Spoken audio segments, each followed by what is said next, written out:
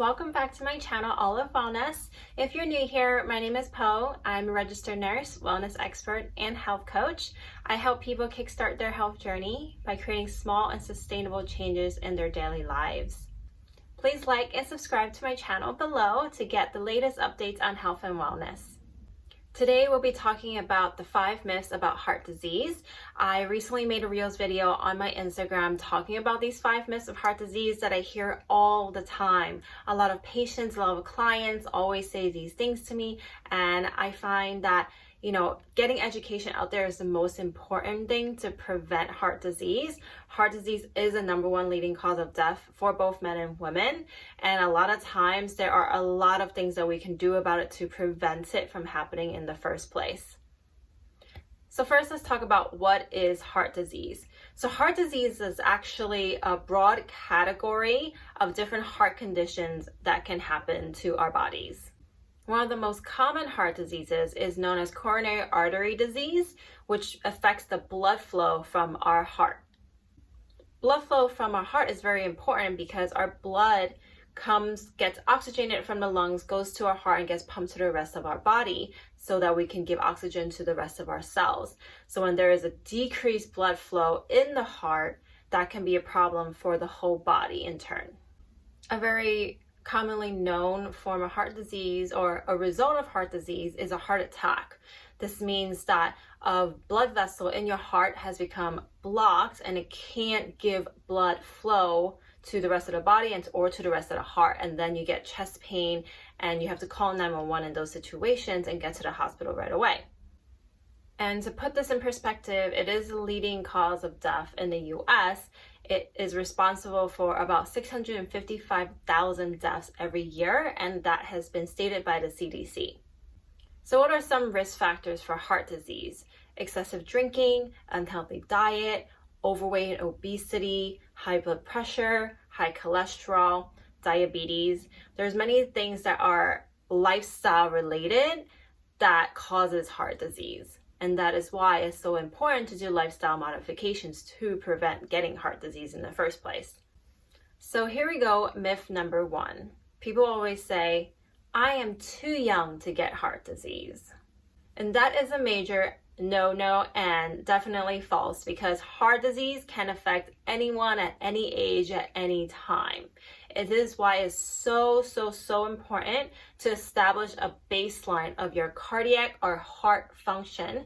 And you do that by going to your primary care provider. Those annual visits that your insurance company tells you to go to, those are very important, especially when you're young, because when you're young, we're establishing baselines. Like, what is your body like? What is your healthy idea body like right now? So that as we age, functions decrease, but we can monitor if it's a normal decrease of function or it's something abnormal happening in your body.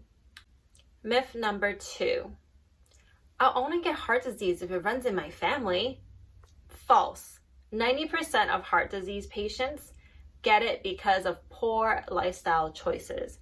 Poor lifestyle choices include excessive drinking, eating very unhealthy fast food, being diabetic, getting high cholesterol by eating lots of trans fats, and having high blood pressure, which could be prevented by having a low sodium diet and a lot of exercise.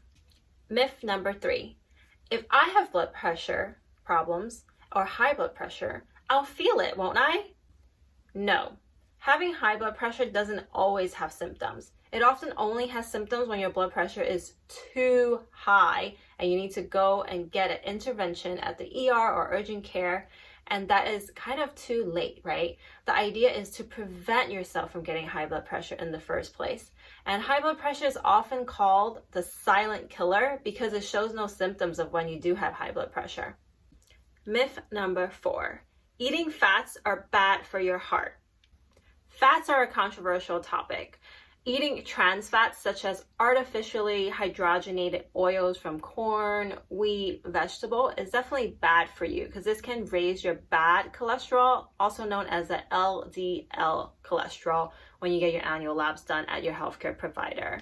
The best thing to do is to avoid saturated fats and definitely avoid trans fats. It's okay to have meat and butter once in a while, But it is important to get the healthy fats in, such as the unsaturated ones, such as avocados, salmon, chia seeds. Cooking with avocado oil helps raise your healthy, good cholesterol, which is your HDL cholesterol, and that can help you prevent heart disease. So the moral of the story is eat healthy fats to boost our good cholesterol, and don't eat the bad fats like trans fats that will increase our LDL, the bad cholesterol. Myth number 5 that I hear a lot. Women don't need to worry about heart disease. A major false. Heart disease is a leading cause of death in both men and women in the States.